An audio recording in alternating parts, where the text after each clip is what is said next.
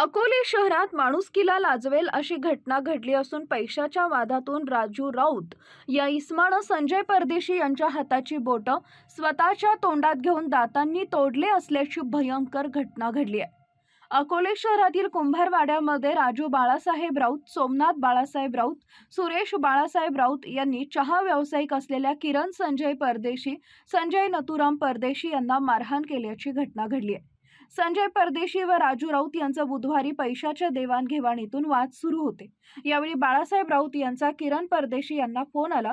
त्यानंतर किरण परदेशी हा भांडण सोडवण्यासाठी गेला असता संजय परदेशी व किरण परदेशी या दोघांच्याही अंगाला राऊत यांनी चावा घेत गाडीवरून खाली ओढून त्यांना लाथाबुक्क्यांनी मारहाण केली। या मारहाणीत राजू राऊत यांचे संजय परदेशी याच्या बोटांना चावा घेत त्यानं अक्षरशः त्यांच्या हाताची बोटं तोडली आहेत। बोटं तुटल्याचा व्हिडिओ आम्ही या ठिकाणी दाखवू शकत नाही, इतकं भयानक कृत्य राऊत यानं केलेलं आहे।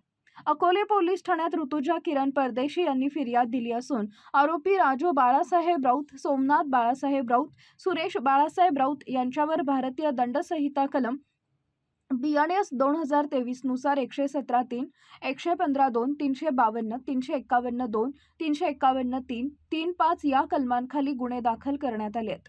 यातील आरोपींना अकोले पोलिसांनी अटक केली आहे। अकोले टाइम्ससाठी अमोल शिर्के, अकोले। विद्यार्थ्यांनो, इंजिनियर व्हायचंय की डॉक्टर? स्मार्ट अकॅडमी आपल्यासाठी सुरू करत आहे MHT CET चा क्रॅश कोर्स। चला तर मग आपला प्रवेश लवकरच निश्चित करा। आमचा पत्ता वसंत मार्केट, पहिला मजला, अकोले।